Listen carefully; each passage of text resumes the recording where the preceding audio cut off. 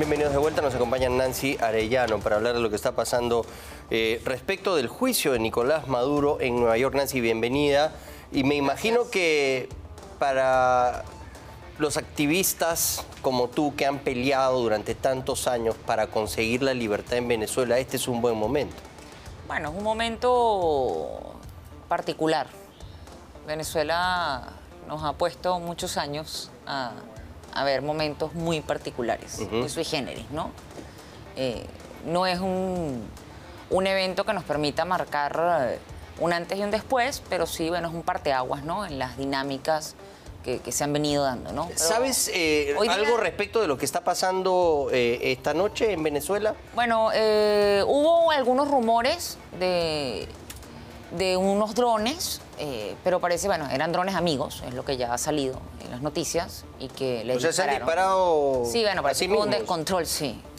Hubo un descontrol allí. Sí hay zozobra, sí hay confusión, entonces ha afectado. Hubo sin duda, una el régimen. confusión al principio, pero no, se trataba finalmente de un dron amigo, pues. Claro, pues se ven los disparos de las baterías antiaéreas, parecía un ataque Pero no, o de una no era... segunda ola que es una posibilidad, ¿no? Como ya lo anunció el gobierno de Estados Unidos.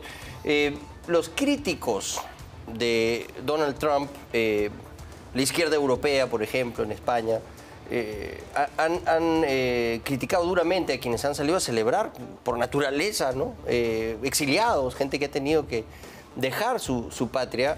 Son 8 millones, ¿no? Se calcula los venezolanos que han tenido que verse obligados a salir de su país y atravesar muchas veces odiseas peligrosas, ¿no? A través de varios países y tratar de buscar... Sí, un desplazamiento forzado. Un nuevo rumbo en otros países. Acá los hemos acogido felices, la gran mayoría son gente extraordinaria. Los venezolanos que viven aquí con nosotros nos han dado yo creo que una chispa de esa alegría caribeña que los caracteriza, y eso es positivo, pero... y viceversa. Pero de manera natural todos han estado celebrando, ¿no?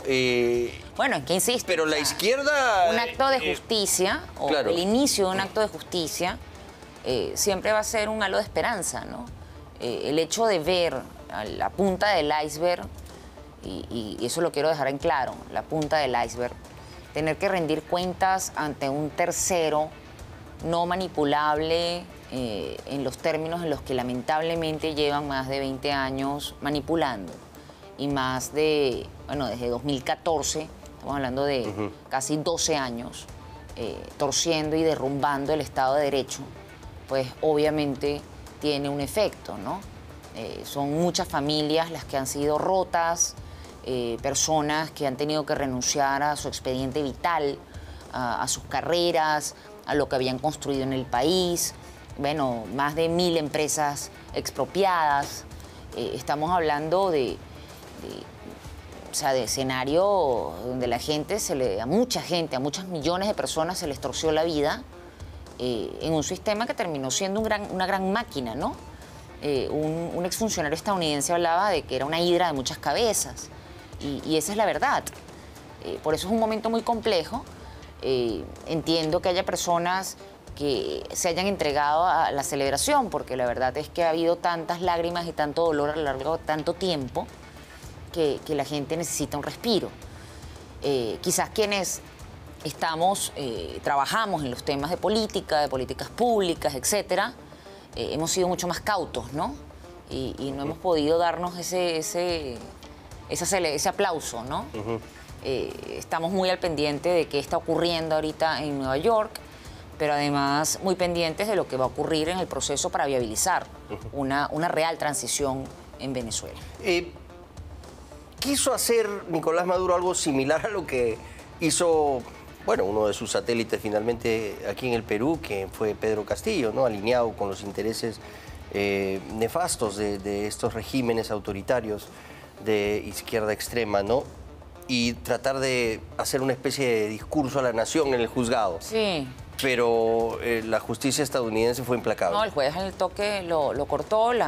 Bueno, pudo expresar parte del discurso en español, pero en el momento en el que llegó el traductor en la sala, el juez lo corta en seco, lo manda a sentar, lo vuelve a llamar a levantarse y le vuelve a preguntar si él es Nicolás Maduro, y no le toca de otra que decir sí, soy Nicolás Maduro y empezar a responder. Esa era la pregunta. Esa era la era pregunta. una pregunta, ¿sí o no? No cómo lo habían extraído, no qué había padecido, no que era el presidente de Venezuela, no que era toda la retórica que pretendió lanzar, que no aplica.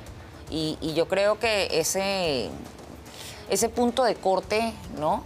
Allí, bueno, es fundamental y va a tener que caer en cuenta de la situación en la que están, ¿no? Pero han sido demasiados años de impunidad y creo que estaban acostumbrados a ello, ¿no?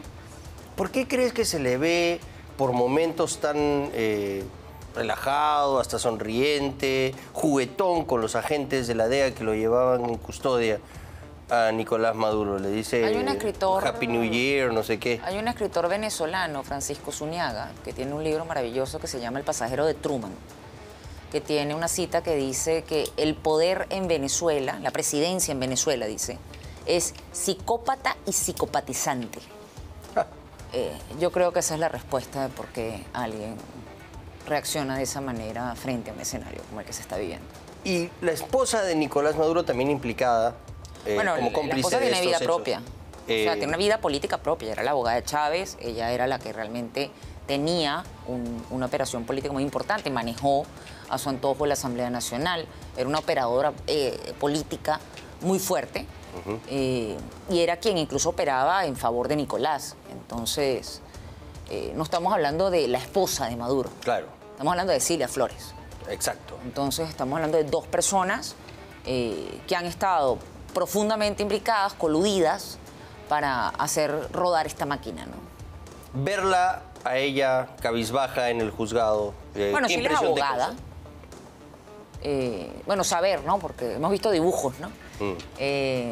Pero yo creo que, bueno, nuevamente, creo que el hecho de la defenestración del poder y entender que tocó el momento de rendir cuentas y la seriedad y rigurosidad del juez que ha sido designado, creo que es un contraste absoluto con la forma en la que venían ejerciendo el poder y cómo venían manipulando el sistema. O sea, Venezuela hoy día es un estado híbrido, justamente porque ellos decidieron renunciar al monopolio de la fuerza coactiva, compartirla con grupos paraestatales, destruir la Constitución, destruir la institucionalidad y con ello, por supuesto, erosionar lo que era la soberanía territorial, nacional y popular.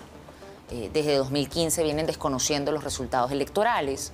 Entonces, digamos que se habían insuflado en un margen de maniobra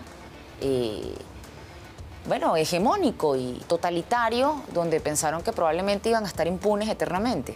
Hay un video famoso, un clip en el que sale Maduro con, no sé, 1000 generales.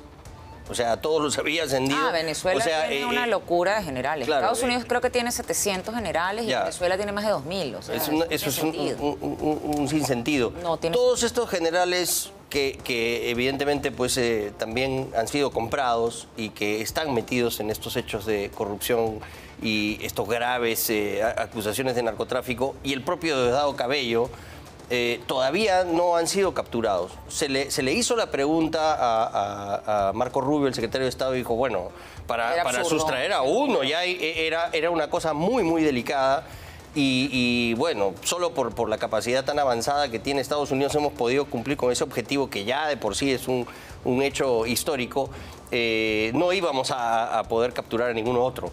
¿Qué es lo que tendría que suceder para que realmente haya una transición hacia la libertad? Bueno, yo creo que esto es un tema, insisto, muy complejo. Estamos hablando de un estadio prepolítico en el que nos sumió el chavismo, o sea, antes del pacto. O sea, hablar de las constituciones, hablar del sistema internacional, cuando se ha retrocedido en Venezuela a la renuncia del monopolio de la fuerza coactiva. O sea, de Weber para acá, la definición de Estado-Nación es monopolio de la fuerza coactiva. Si no hay monopolio de la fuerza coactiva, hay una repartija que termina convertida en un andamiaje hipercomplejo, con cotos de poder, con grupos como el ELN, la FARC, Hezbollah, operando en el territorio, el Tren de Aragua, donde se está depredando la Amazonía, el arco minero, es todo el tema de la extracción del oro de coltán, de bauxita, hierro, sin ningún tipo de control y coludido con grupos paraestatales que prestan incluso los servicios de seguridad, a híbridos de empresas formales con mineros informales. Todo eso está ocurriendo en Venezuela al mismo tiempo. Entonces, esto no es un tema donde yo pueda remover a la cabeza de una corporación y con ello pensar que voy a hacer caer el castillo de naipes, sino que se trata, insisto, de un escenario hipercomplejo que está desafiando a los sistemas internacionales, porque estamos hablando de crimen organizado transnacional y una evolución mucho menos burocrática que los propios estados, y que representa justamente un desafío, un punto de inflexión para el sistema internacional, que tiene que ser leído de esa manera, porque el crimen organizado transnacional es transnacional. Por eso es que es un problema de seguridad a nivel multidimensional, hemisférico y multidimensional para toda la región. Todos deberíamos estar involucrados en cómo... Pero al claudicar, digamos, Latinoamérica en esa misión y los organismos encargados de precisamente sancionar a personajes como Nicolás Maduro han volteado para otro lado, obviamente cuando llega un presidente como Donald Trump... O sea, en el caso exacto, sí, Nicolás se ha por coludido. supuesto. Pero ya cuando Estados Unidos ve que no hay reacción, toman también una iniciativa, ¿no? Bueno, es por eso digo que es un problema de seguridad hemisférica. Y por esa razón es que aquí hay que buscar la forma de modificar, de actualizar. Hay que hacerle el upgrade al sistema para poder responder a estos temas. O sea, aquí no se trata solo de una violación o no de determinados preceptos, sino que hay que leer transversalmente. Bueno, van más de 400.000 muertes violentas en Venezuela en los últimos años. Estamos hablando del total del periodo. Estamos hablando de que más de 20.000 presos a lo largo de los años. Todavía persisten más de 1.000 presos políticos. Desapariciones, torturas. Desapariciones forzadas, el uso de la violencia paraestatal, con consentimiento del Estado. Entonces, si hablamos del sistema completo, de los pactos del siglo XX, bueno, vamos a hablar de los pactos completos. Y vamos a ver la forma en la que podamos establecer nuevos puntos de equilibrio entre la civilidad y la incivilidad. O sea, como hablan en La Sociedad Abierta y sus enemigos Popper, los límites de la tolerancia están en la intolerancia. Y eso no se puede perder de vista porque ese es el core de los sistemas democráticos. O sea, la autodeterminación del pueblo, ¿dónde está? En el 28 de julio, en las elecciones de 2015.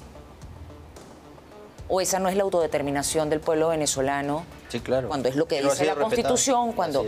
Entonces, nadie está hablando de que tenga que haber un gobierno mundial, pero sí tiene que haber un espacio sensato donde se respeten los principios que han decidido soberanamente los pueblos darse y no que terminen subyugados en un entuerto retorcido de crimen organizado transnacional y donde además las economías criminales están penetrando y destruyendo. Así es, y que después la retórica sea, no, este cómplice, el problema de los venezolanos es en Venezuela. No, insisto, un desafío brutal. Claro. Nadie está...